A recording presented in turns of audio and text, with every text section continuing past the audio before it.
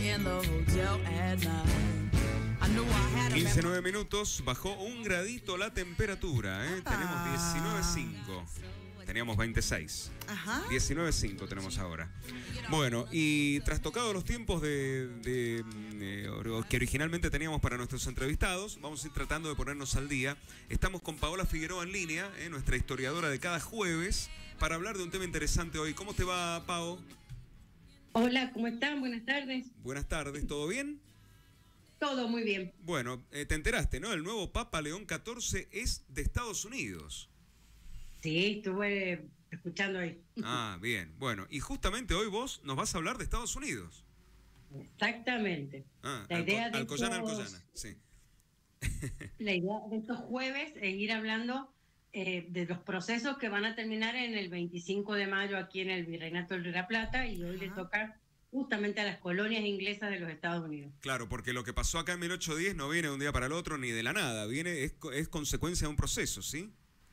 Exactamente, y de un proceso complejo, porque tiene como una vertiente, es lo que le llamaron la doble revolución atlántica. Tiene procesos que son europeos, como la revolución industrial y la revolución francesa, y este proceso de la independencia de las colonias inglesas, que va a terminar en el origen de los Estados Unidos. Bien. Entonces es súper complejo llegar a mayo de 1810, hay que entender como muchas cosas que están pasando en el ámbito de la política, de las ideas, de las sociedades.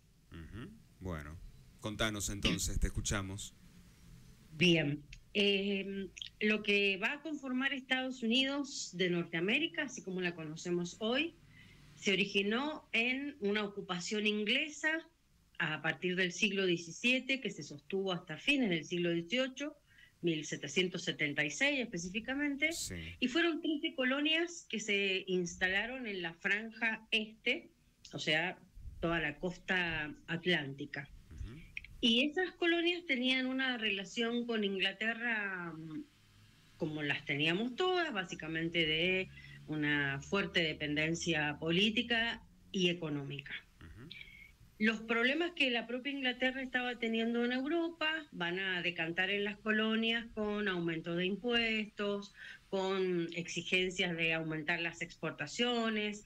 Pensemos en la franja sur de lo que hoy es Estados Unidos como productora de algodón, de tabaco, de té, que son productos que se consumían mucho en Europa y los consumía mucho el Reino Unido, o sea, Gran Bretaña. Cuando este proceso así de aumento impositivo empieza a presionar mucho a las colonias empiezan a reunirse, primero cada una de ellas, piensen en Massachusetts, en Nueva York, como las colonias tradicionales, Boston, New Hampshire, todas esas eran las colonias que hoy constituyen estados de los Estados Unidos.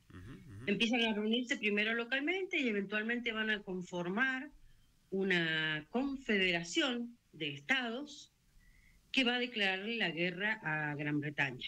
Rápidamente se movilizan las tropas inglesas hacia las colonias. Pau, ¿todas las sí, colonias querían independizarse o habían algunas que no?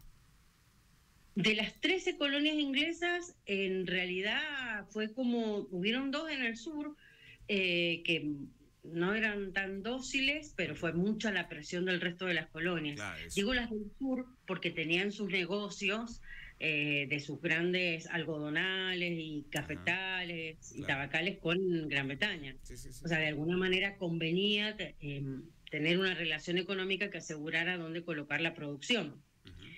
Pero esto fue fácil, digamos, torcerle la voluntad y presionar para que se sumaran. Y eventualmente va a ser un bloque muy macizo. Y se va a unificar y va a adquirir mucha identidad para enfrentar a Inglaterra, a pesar de que estas como pequeñas escisiones y grietas, cuando Francia apoye la independencia de las colonias inglesas.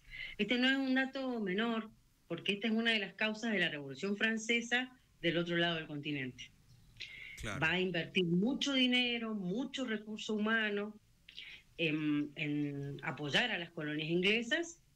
La idea, la estrategia de la monarquía francesa era debilitar a Inglaterra, quitándole esta pata económica y política que significaban las colonias. Claro, pero En 10 realidad, años después, 10 años después venía la Revolución Francesa. exactamente. En 1789, entre muchas otras causas, también como otro gran proceso muy complejo, va a tener lugar la Revolución Francesa Tiro y por el la fin de culata. la monarquía. Ujú, Claro. Tiro por la culata le salió. Sí. Sí, exacto. Mm, Lo interesante de la independencia, digamos, y del proceso en sí, es en qué va a decantar esto. Finalmente se produce la independencia sí. y los principios sobre los que se va a sentar este nuevo Estado son principios que van a impactar en todas las revoluciones después españolas, digamos, ¿no? De las colonias españolas, Ujú. hispanoamericanas. Y eso va a impactar en la Revolución de Mayo, la discusión de que si había que tener un gobierno federal o unitario, la discusión sobre el orden constitucional, sobre cuál era el sentido de la división de las funciones del poder entre el Ejecutivo, el Legislativo y el Judicial. Claro. Todas esas, que son discusiones ideológicas, políticas y jurídicas, van a replicarse y van a tener distintas respuestas a lo largo de todas las colonias españolas. Bueno, y vamos a ir viendo cuáles son las respuestas que nosotros fuimos ensayando, algunas con más éxito, otras con no tanto, pero un poco ellos como que recogen la problemática de constituir los nuevos estados-nación para América. Y son modélicos, ¿no? De hecho, ellos eran primero fueron una confederación de estados. Recuerden que nosotros tuvimos la Confederación Argentina con el liderazgo de Buenos Aires y Rosas, y eventualmente van a decantar en los Estados Unidos de Norteamérica. Pau, te hago una pregunta que puede parecer un poco pava, pero ¿a Gran Bretaña realmente le molestó perder a Estados Unidos de Norteamérica? Digo, porque ha tenido muchas colonias en Gran Bretaña y no la lamentó tanto en su momento, caso India, por ejemplo. Claro, el siglo XIX va a darle a Gran Bretaña la razón de que no era importante haber perdido estas colonias, porque muy rápidamente van a ocupar Malvinas, 1833, van a ocupar el sur de África, constituyendo la colonia sudafricana, van a ocupar la India y van a ocupar Australia. Claro. O sea, el siglo XIX los va a hacer dueños del hemisferio sur, porque van a controlar todos los canales interoceánicos, Pacífico-Atlántico, Atlántico-Índico, Índico-Pacífico. Sí, sí. Todas las rutas comerciales van a ser de ellos. Así que en realidad muy rápidamente se recuperaron. Si pudo haber sido algún problema a nivel económico, lo resolvieron. Quizás lo fue un poco más a nivel político, pero también lo resolvieron y muy exitosamente, digamos, ¿no? Porque salieron a reemplazar rápidamente los recursos que necesitaban. India le va a dar el algodón, por ejemplo. Claro. Sudáfrica le va a dar el carbón que hace falta para sostener ese enorme desarrollo industrial que estaba empezando también a fines del siglo XVIII y principios del XIX.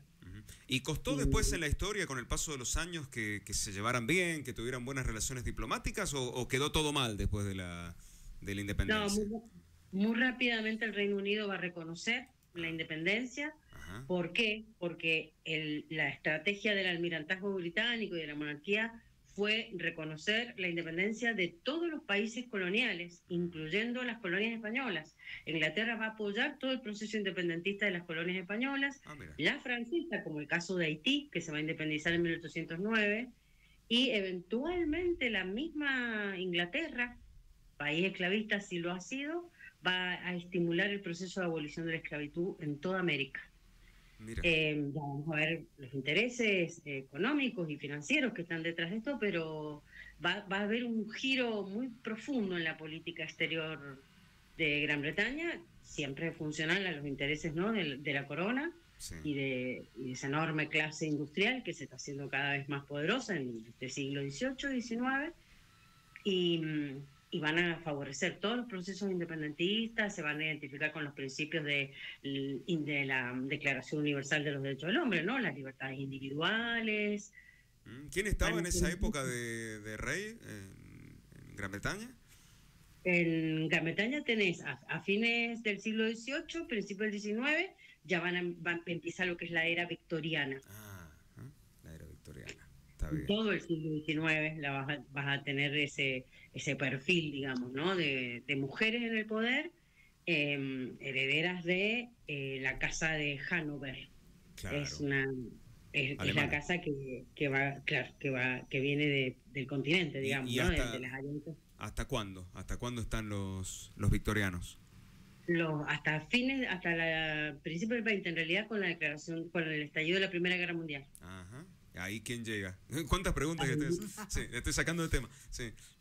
No. Bien, ahí Ah. viene toda la línea de los George, todos los Jorges. Ah, Y ellos van a identificarse, digamos, con toda la política de Winston Churchill para todo el siglo XX. y ahí habría que ver la serie, la serie de Netflix. Ahí empezaba a ver la serie de Netflix y ahí ya todos lo sabemos. Exacto. Bueno. Sí, y hay que terminar esa serie viendo una película muy interesante que nos explica cómo Estados Unidos, cómo el Reino Unido ha hecho este giro, ¿no? De la monarquía a una monarquía parlamentaria y que funcionan como una democracia, pero todavía sostienen la imagen de la nobleza Claro. y de los reyes, que es la película también con Oscar ganado y todo, de Queen.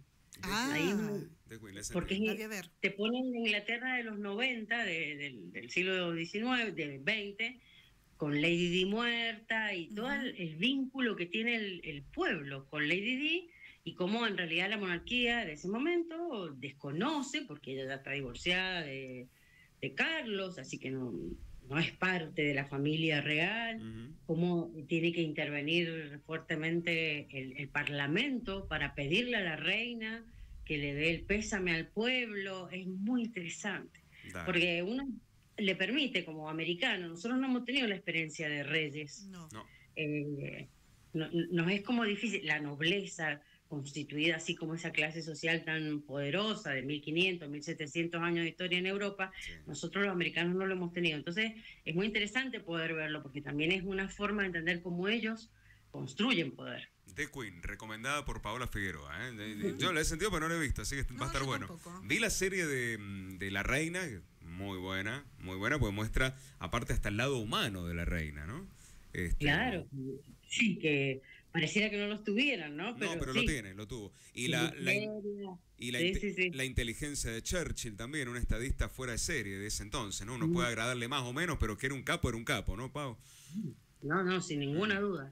Sí. Él arma toda la estrategia, él es el que habla de la Total. cortina de hierro cuando triunfa la revolución Exactamente. bolchevique en Rusia. Ujú. Él es el que sostiene esa Europa de guerra, posguerra, Segunda Guerra y posguerra, ¿no? La Guerra Fría. Su Exactamente. cabeza va diseñando no solo para Europa y la protección de los intereses europeos, sino para el mundo entero. Ujú. Claro. Bueno, Pau, te agradecemos mucho por tu columna de hoy. Muy interesante. Gracias a ustedes y un gran cariño. Que ande muy bien. Abrazo. Será hasta el jueves que viene, ¿eh? Con más historia. Bueno, Ah, bueno. 15-22 minutos, querida Natalia. Sí. Estamos con un programa raro hoy porque se nos han dado vuelta todos los bloques, pero lo importante es que entren todos, ¿no? El orden de los factores, ¿cómo decía la profesora de matemática? El orden de los factores no altera el producto. Es lo único que me acuerdo. Muy bien, profe. Matemática. ¿Qué quiere decir eso? Es muy simple. 3 por 2, ¿cuánto es? 6. Bueno, si haces 2 por 3, ¿cuánto es? Claro. 6. Es es lo lo mismo. mismo. Va, 15-22.